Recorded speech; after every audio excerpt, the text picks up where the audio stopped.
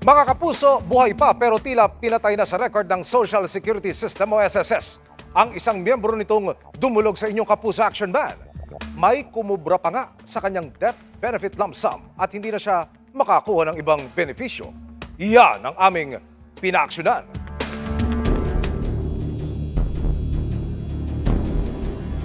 Nakababahala ang sumbong na ipinarating sa inyong Kapuso Action Man ng 57 anyos na si Mang Ferdy.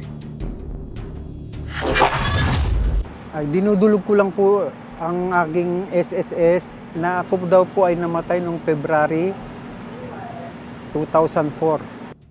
2004. Sino naman kumuha nung claim na pare sa inyo? Kinilim po ng yung dati ko pong asawa.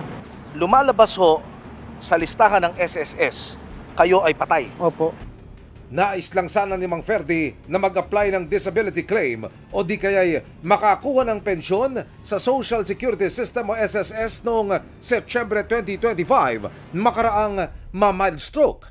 Magkano ho yung na-claim nung dati ninyong asawa? Nag-claim po daw siya ng 117,000. 117,000 pesos. Lansam po. Kung sakali hong napasa kamay nyo yung 117,000, gano'ng kalaking tulong sana ito? Ay, malaki po. Oho. Marami po akong pangbiling gamot. At Oktubre 2025 pa gumulong ang hiling na maitama ang record ni Mang Ferdy sa SSS. Pero ipinagtataka niyang nakakapaghulog pa rin siya ng buwan ng kontribusyon kahit patay na siya sa record ng ahensya mula 2004. Ano po ang nais ninyong mangyari ngayon?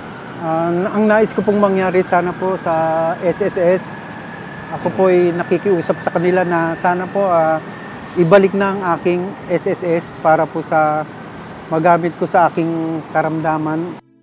Samantala, sumakabilang buhay na ang dating asawa ni Mang Ferdy. Dumulog ang inyong Kapuso Action Man sa SSS para paimbestigahan ang nangyari.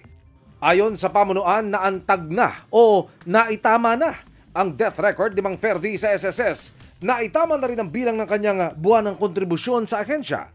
Nilinaw nilang pumasok lahat ng mga naibayad na SSS contribution hanggang August 2024. Bagaman hindi pa kwalipikadong makatanggap ng retirement pension si Mang Ferdy, pag-aaralan nilang mabigyan siya ng disability claim. Nangangailangan lamang ito ng 36 monthly contributions ng SSS member. Sa kabuuan ay 71 monthly contributions na ang nasa record ni Mang Ferdy.